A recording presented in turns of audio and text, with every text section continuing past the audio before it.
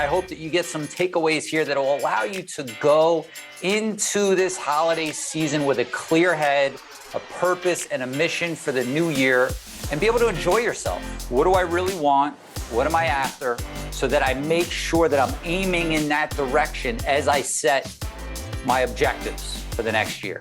Don't just build the business, build the life. What do you want your daily life experience to be like? You've got to have that confidence in yourself and your business to say, you know what, all the stuff that I don't like doing, I could rearrange that. I could decide what I do first in the morning and how long I do it. Whatever your daily life experience, craft that for the new year. We need to leave some stuff behind and we need to bring some things forward with us. So today we're going to go through a few things to do that.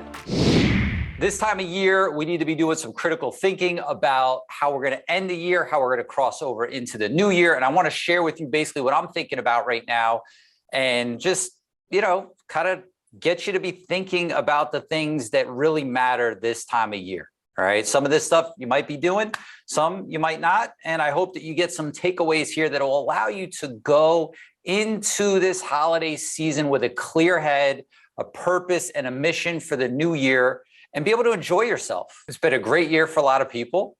There's been some challenges. There's been some great opportunities.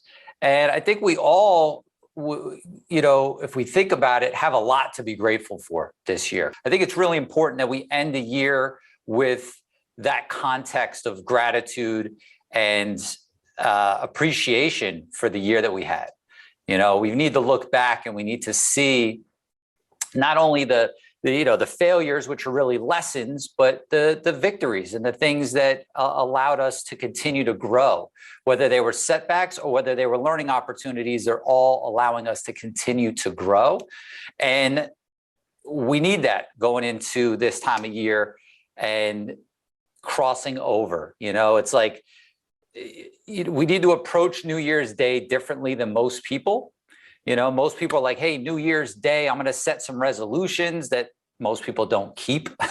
You go to the gym for all of January, the gym's packed, and then you get in there by like February 15th and it's like cleared out again, right? Nobody's sticking with it. This is a different group. You guys are a different set of growth mindseted people that are trying to achieve big things. So I know that's not you, but I want to just make that transition and cross that. Think of that line as a true threshold of what you're going to cross over that with. We need to leave some stuff behind and we need to bring some things forward with us. So today we're going to go through a few things to do that. First thing we need to do for closing out this year strong, heading into New Year's even stronger, is we need to do a yearly debriefing. And what this is basically just sitting down and making a list of what went well this year and what didn't, right? What went well, what didn't. This is something I would encourage you to do on your own and also have your team do as well, right? Your list you might want to keep to yourself and then decide what you share with your team.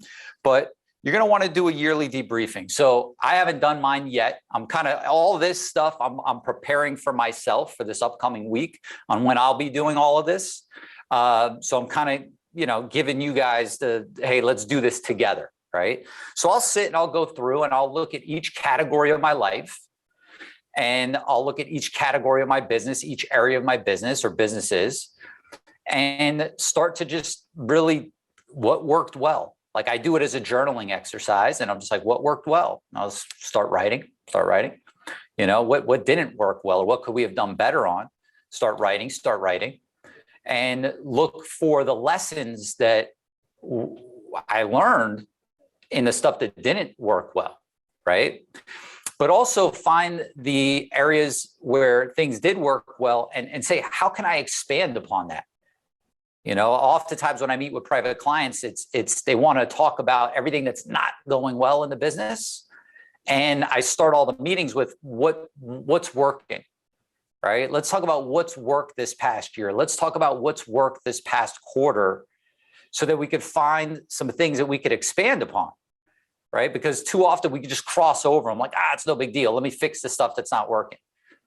But I bet each and every one of you got something that worked really well for you this year, whether it was a new business process, a new strategy, a new marketing source, a new personal operating system, a new personal SOP, a new habit, right? A new person that came into your life, business or personal.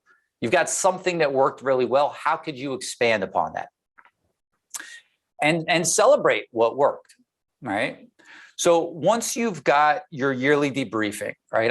You guys know by now, I'm big on spending some time journaling, thinking through this stuff. And if you haven't started that yet, if you haven't got on to that yet, if you think, Lewis, that's some woo-woo stuff, and who's got time for all that? I promise you, it'll be the greatest gift you could give yourself this year to start getting in touch with your own thoughts and gaining some clarity and making some space for the answers to start flowing to you, right? Because we can't figure it all out in our heads. I can't anyways. I need to think it through. I need to write it out. And that yearly debriefing is something that I do after every major event. So in moving, I would do it after moving season as well, right? I do things like that after seminars or big events that we do. And then at the end of the year, right? So take some time and just figure out what worked well. What didn't work well? What are the lessons? Okay. From there, you're going to get, you should have pages and pages and pages after this, right?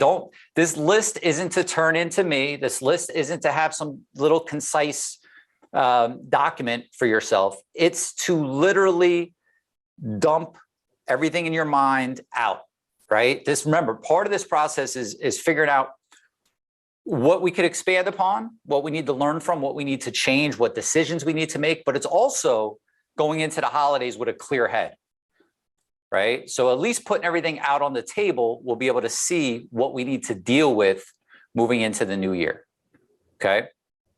From there, you're definitely going to have some decisions that you need to make. I call them December decisions.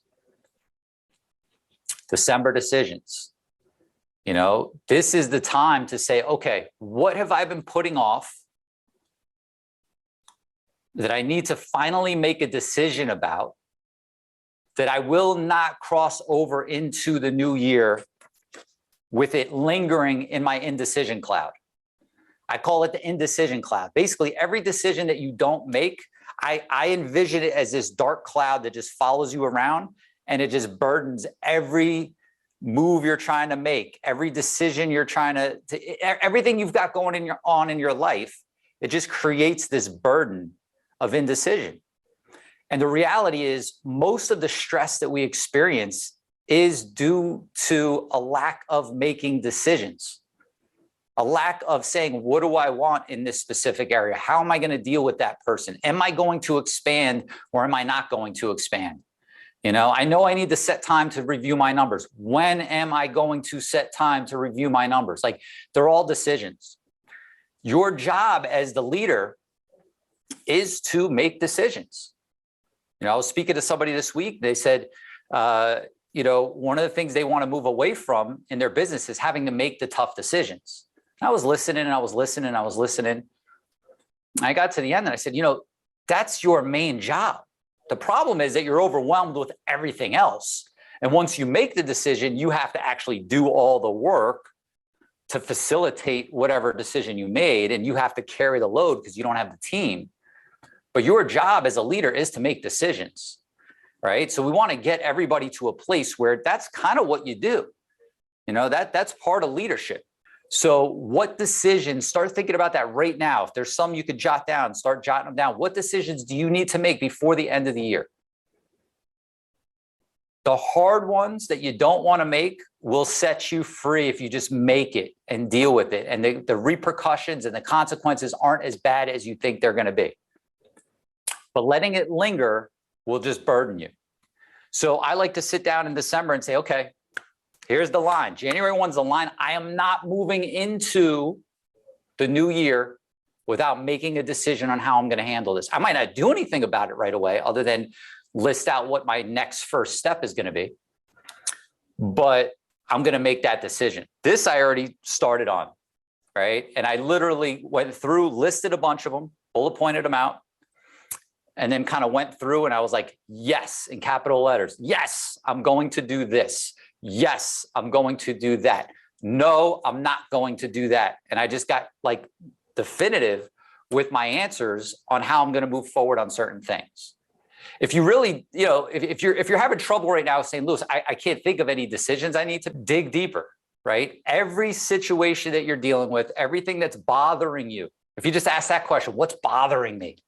What's stressing me out? What irritates me? What makes it to where I can't be present? I can't be in the moment. I'm thinking about something.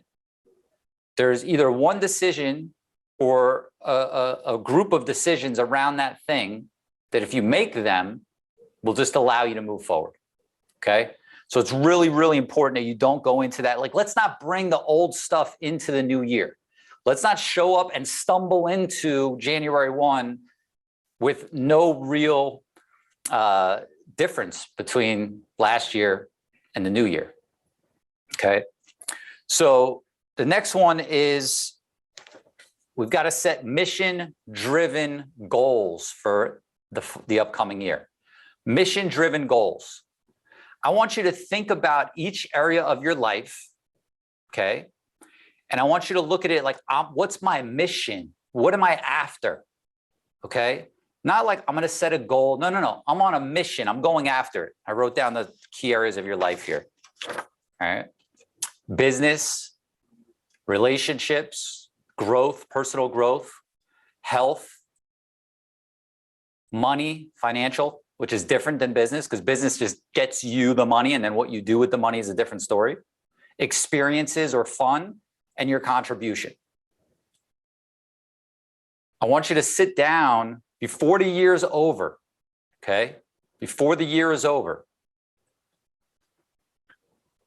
Write these down, and for each one of them, I just want you to start right now. What are your mission-driven goals for this year? You could sort it out later after you kind of just brain dump, like, what do I want to accomplish in each area of my life? So it might be like, in business, I want to set up all my systems so that the business can run without me and I could step out of the day-to-day.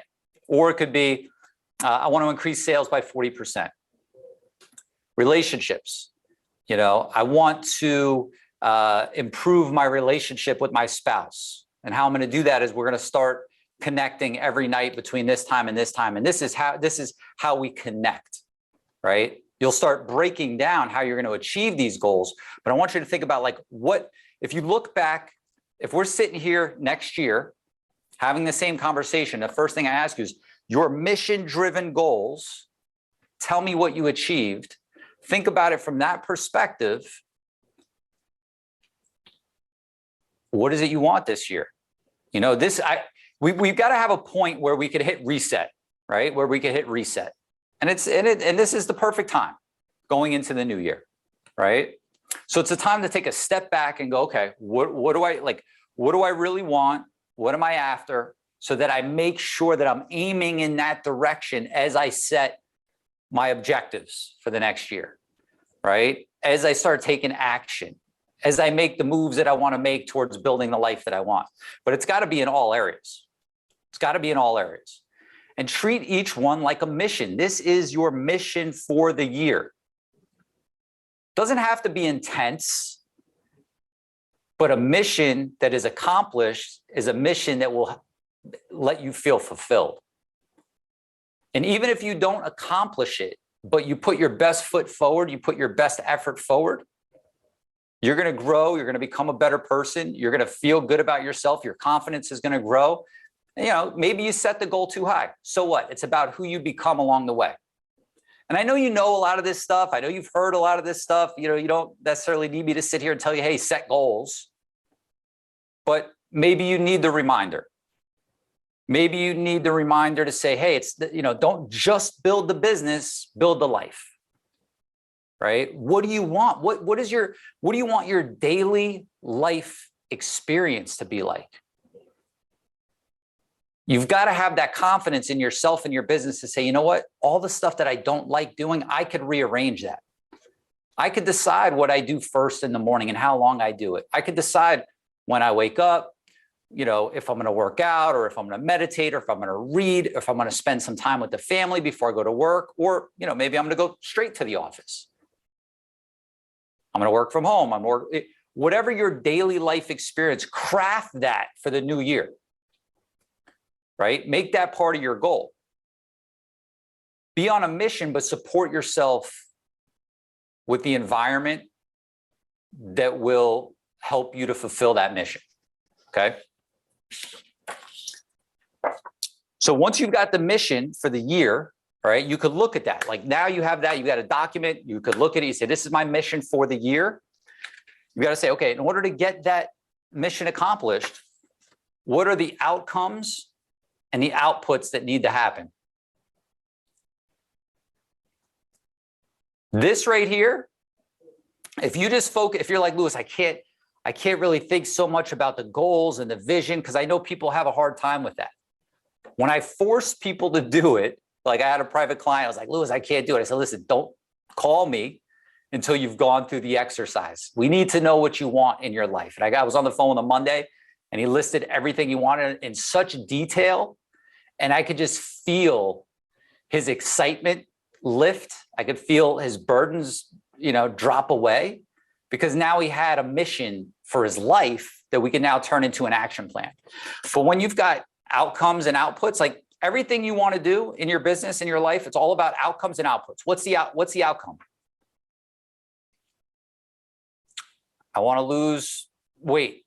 Okay, specific, right? Whatever it might be.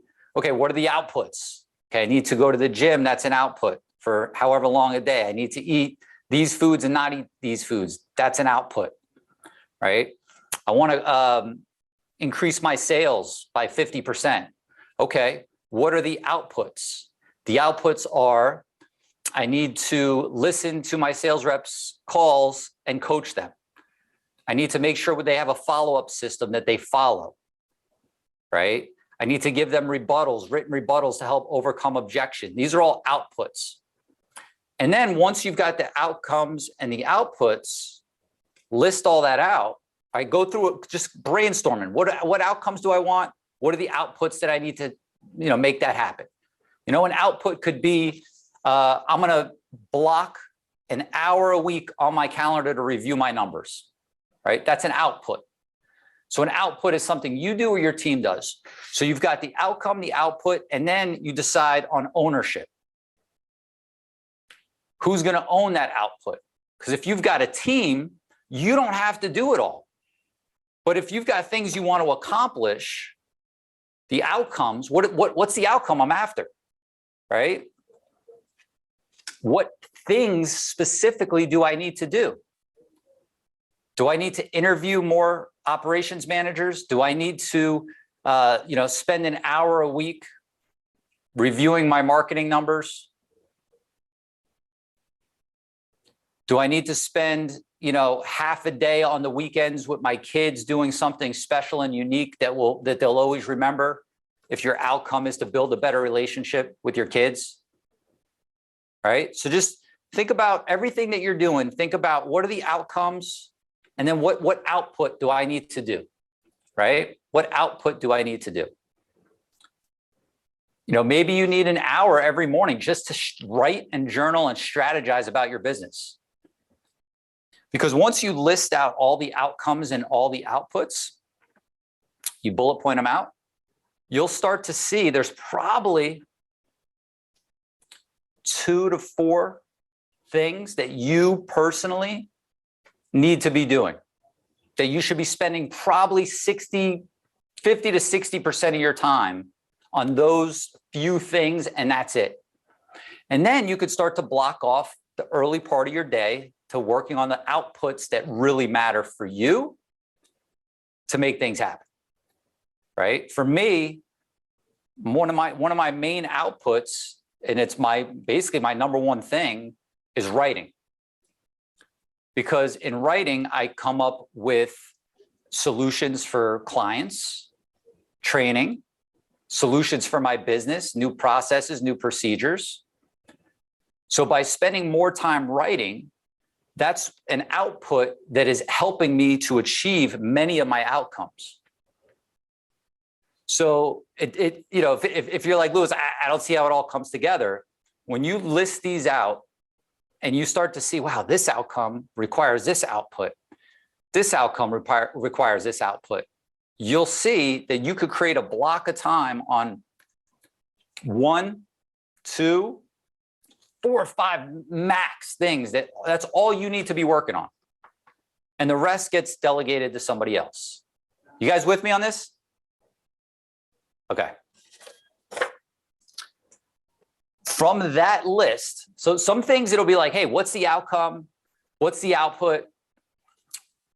Who will take ownership of it? You could decide right away, right? You could go through that list, do it this month.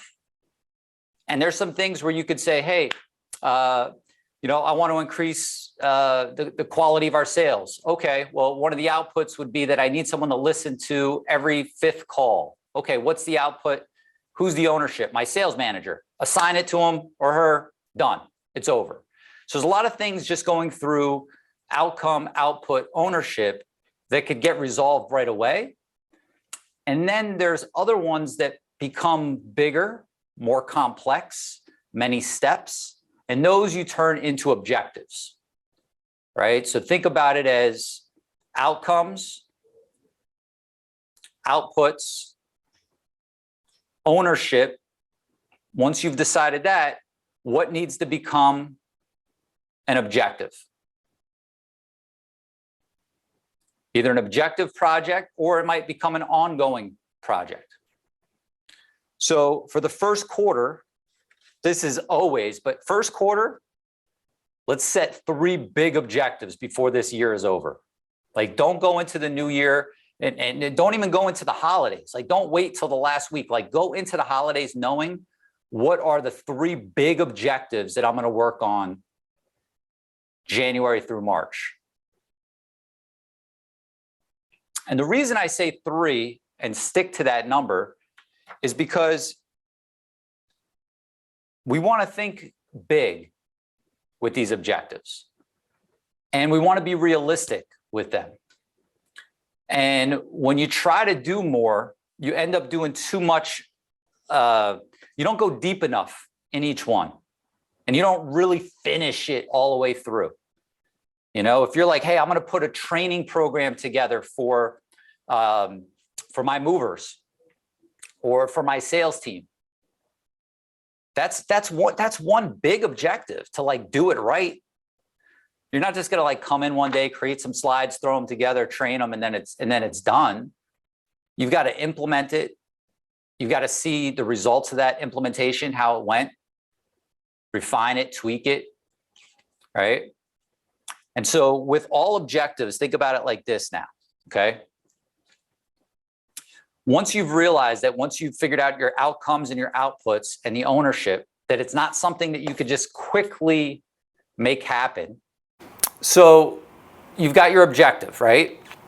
With that objective, you kind of break it down and say, okay, in order for me to build this training program for my team, what are some of the key deliverables that need to happen or milestones that need to happen along the way, right? So you'd say, okay, we need to first create the curriculum. Okay, so that's one milestone, is creating the curriculum to reach the objective. And then with that, you say, well, how do we create the curriculum? Well, just start listing the steps of what it would be, and those are the action steps. And so that's, you've got outline the curriculum, right? Review, that's one step. Review the curriculum with my leadership team. It's another step. Create a presentation on Keynote or whatever the other one is on app, PowerPoint. Create a presentation. So you've got the steps on how to do it, right? Another one would be film videos, right? Complete the videos. That's another milestone. So for each milestone, you want to have completion dates of when you're going to have that done. So if something's like for the first quarter, maybe you're working on just one part of it, one milestone, creating the curriculum, that you'll have that done by the end of January. Then you'll work on finishing the videos by the end of March. I'm sorry, by the end of February, okay? And I'm being real simplistic with this. And then you will put all that together in a training program and have your first training by the end of March, right? And with each of those, you just list the steps of what it is, all right? So you're just kind of breaking this down. And so when you think about that, you can now move that objective forward with the help of anybody you have on your team. But you also are able to weekly look at it and say, okay, I've got these 3 big objectives. What could I work on this week that will move each of them forward all at once? Right? Remember, this is on top of what you're doing day to day as it is, right? That's why we only do 3. You could try to do more. Maybe you could do more.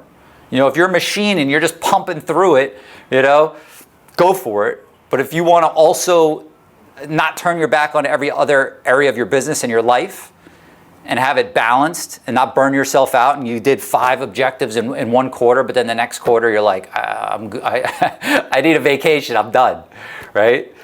I would do 3. It's powerful. You know, it's powerful to be able to, you know, take this big thing and break it down. You know, we all have areas where we've been wanting to accomplish an objective in our business, but it gets put off because we look at it as this big thing. So if we take it from this big thing and we break it down like, okay, what are the deliverables or milestones that need to happen? And then under those, what are the steps? And we give ourselves, you know, a good 3-month period to get it done. That's how we start accomplishing stuff. So I want you to pick your 3 biggest for the first quarter of the year. This is the time to really go in and be focused on knocking down those big objectives at the beginning of the year. All right. So if you're like, what are the objectives? What do I do? Listen, list them out. List the stuff out that you want to do for the year, and then move them around. Prioritize them. Right. Which one will help the rest of these things? Right? Which one of these objectives will help with the rest? If you're like, hey, you know, I want to improve customer service, and I want to get better reviews, and you know, I want to, you know, prevent complaints, you know, get more referrals. Well, I'm going back to this as an example. Like, well, training your front end team that deals with your customers could be that one thing that's going to help knock the rest of those down. Right? So we want to look for whatever's going to give us the most leverage and start with those. You start with those things at the beginning of the year. I'm telling you, the momentum, the confidence that you will have and your team will have will just, you'll cruise right through the rest of the year. All right, so 3 big objectives for the first quarter. Don't worry about creating the objectives for the second quarter. You could have some on deck objectives, right? You know, I personally too much, you know, you might be able to say, hey, let me plan out the objectives for the whole year. Me, I can't do that. Too many things shift and too many things change. Here's what I want to do in the year, but as the year is progressing, we reprioritize, right? And I'm sure you guys could, you know, relate to that as well. So next thing we got to do before the end of the year, some year-end tax planning. All right. If you haven't already done this, we talked about this last month in our wealth building session. But talk to your CPA, talk to your financial advisor, figure out what you need to do to reduce your tax exposure before the end of the year. You know, contribute to your retirement, your IRAs, or if you've got 401ks or profit sharing or whatever you've got. Make sure you're contributing to that. If you don't have one set up, go set one up. You know, go to Fidelity, Schwab, Vanguard, and just set that up. It's a simple way to just start putting money away tax deferred that you could do. And what purchases can you make in the business before the end of the year is up? Now, depending on your profitability, on where you're at, and what your expectations are for next year, you might not want to do that. But if you had a very, very profitable year, and you know there's some things you're going to need for the new year, or some things you could do to grow your business exponentially, where you could spend that money in December, you basically reduce your tax exposure. And I know most of you know how this works, but let's just say you've got $100,000 in net profit that's showing, right? And you have a flow-through business, an S Corp or an LLC that's treated as an S Corp, and it flows through to you. So that means that that money's going to flow through to you, and you're going to be taxed at whatever your tax rate is on that $100,000 and pay tax on that. Well, if there's an expense that you can, or several things that you could go and purchase for the business expenses, let's say $20,000 worth, you now are paying tax on the 80 instead of the 100. Your profit will show less for the year, but at the end of the day, I don't think you really want a framed P&L on your wall. I think it's about the money that's in the account, right? So if that's $20,000 that you're not paying tax on this year, right? It's not like you're not paying it, right? You're saying, you know what? Let me spend this money now to do it next year. So, for me, I'm kind of loading up on some things that I know I'm going to need for the business, moving into the next year, and I always did that. So whether it was trucks, whether it was equipment, whether it was a service that I needed, this isn't a self-serving statement, but any coaching that I ever did, right? Where I'm like, all right, let me just do this at the end of the year. Anything that I could use in the business, new equipment, new computers, new, cameras, new, anything. If you have a vehicle that is truly a business vehicle, that you might be able to buy a new vehicle by the end of the year, right? Again, I'm not giving tax advice. I'm not a CPA. Please don't take this and go and take actions without checking with a professional for advice. But you need to be thinking about it. And that's why it's so important to have your numbers all dialed in, right? Because if you don't have your numbers dialed in, you're like, I don't know if I'm profitable or I'm not profitable, right? And it's also important to know what you want next year. Maybe maybe you want to buy a house. And as a self-employed business owner, your requirements to do that are different than someone who just gets a paycheck. So maybe you don't want to reduce your tax exposure. You're like, you know what? I need to show that I made a lot of money this year. I'm okay paying the taxes because if I don't show that I made this money, then I'm not going to qualify for the loan that I want to qualify for, right? So the simplistic approach to this, year-end tax planning is like, hey, if you got some profit, buy some stuff that you're going to need in the business now before the end of the year to reduce your tax exposure. But really, you want to be thinking about this all year. You want to have your, if you've got losses from the previous year or anything like that are getting carried over, all that plays into this. So again, if you know that even if you don't have a specific, you don't have your numbers dialed in, but you're like, yeah, we made a lot of money this year. I know we made a lot of money. If there's something that you know that you need, buy it before the end of the year. All right, help yourself out on that. Because also what happens is, because you don't know what's going to happen next year. We all hope that, we're going to keep growing and growing and growing, and our profits are going to keep going up and up and up. But if you've got, some major, expansion plans, or your profits are going to continue to grow, well, how much you profit on top of whatever salary you take, becomes your personal net income. And depending on how much you make, it puts you in different tax categories, right? So to be able to reduce that if you're making way too much is key. All right, so we'll leave it at that. Again, I'm not a CPA. Get professional advice. Don't say Lewis told me to go out and buy this new Mercedes convertible and put it in my business because I made too much money. And I'll be doing this myself. I'll be sitting down with my wife this weekend and doing this. It's always fun to do during the holidays. I used to try to do it at the beginning of the year after, after the first of the year. but we started to do it during the holidays. You know, my birthday is this time of the year. You got the holidays coming up. It's just a different energy and a different level of excitement. And that is, plan your vacations for the next year, right? Plan those vacations for the next year. This year, we moved twice, so that threw a wrench in a lot of our trip plans, right? But you know, we did not take the trips that we normally would take, due to the moves and getting settled in. And matter of fact, canceled 3 different vacations that were planned, but I'm okay with that. I'd rather have it on the books.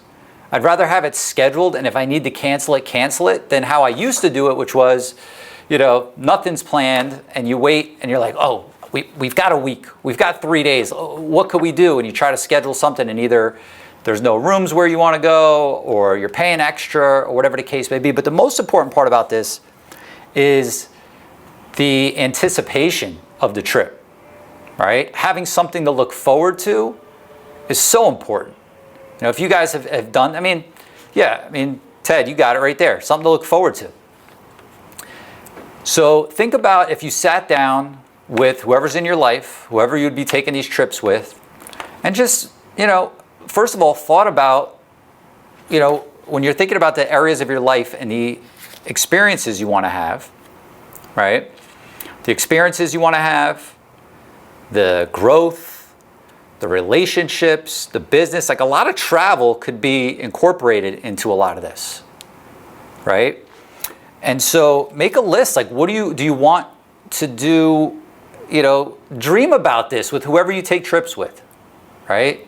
Do we want to do two to 3 week vacations a year and then do a bunch of weekend trips in between? Do we want to take the summer and take 30 to 60 days and go stay somewhere else, and we'll kind of work lightly from that other location? Whatever it is for you, plan it out now. Plan it out now. And especially because stuff is just booked up and expensive now after COVID, right? You try to do stuff last minute now, and it's just not like it used to be. Hotels are charging more, Airbnbs are charging more, there's not as much capacity. But more important, you've got something to look forward to for the year. You know, if you live somewhere that has terrible winters, get out of there, go somewhere warm. If you live somewhere that's got terrible summers, get out of there, go somewhere cooler, right?